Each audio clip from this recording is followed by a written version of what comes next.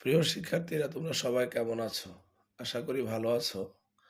আজকে তোমাদের সামনে নিয়ে আসছি একটা ব্যতিক্রম ধরনের গণিত। আমরা সচরাচর তো দুই একটা নিয়মে গণিতের গুণ করিয়ে থাকি, কিন্তু আজকে একটা ভিন্ন নিয়মে গুণ করব। যেমন 456-কে গুণ করব 578 দ্বারা। তো তার জন্য আমরা এদিকের 3টা সংখ্যার জন্য 3টা ঘর, আর এদিকে 3টা সংখ্যার জন্য আমি 3টা ঘর বানাইলাম। তো প্রথমে আমি লিখব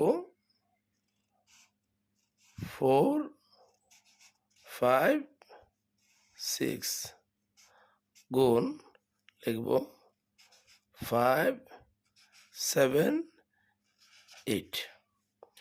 প্রথমে আমি 5 দিয়ে এই সংখ্যাগুলোকে গুণ করব। 5 দিয়ে যদি 4কে গুণ করি, 4 5 20, 2 এখানে, 0 এখানে। 5 দিয়ে 5কে, 5 5 25। 5 দিয়ে 6কে গুণ করব, 6কে, 5 6 30।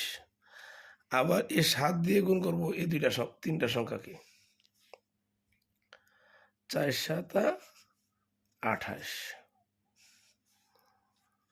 5 7 35, 6 7 42। আবার 8 দিয়ে গুণ করব এই 3টি সংখ্যাকে, 4 8 32, 5 8 40, 6 8 48। অর্থাৎ আমরা গুণের কাজ শেষ করলাম। এখন আমরা এই সংখ্যাগুলো যোগ করব। এভাবে যোগ করব। প্রথমে 8 8, পরে এটা যোগ করব। 2 আর 4 যোগ করলে 6, পরে এগুলা যোগ করব।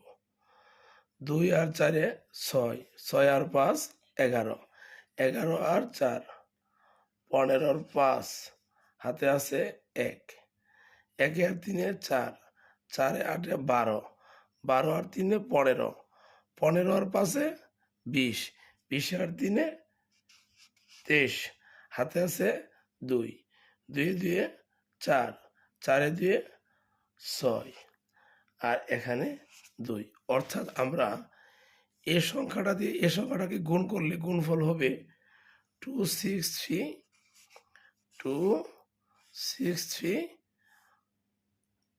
5 6 8।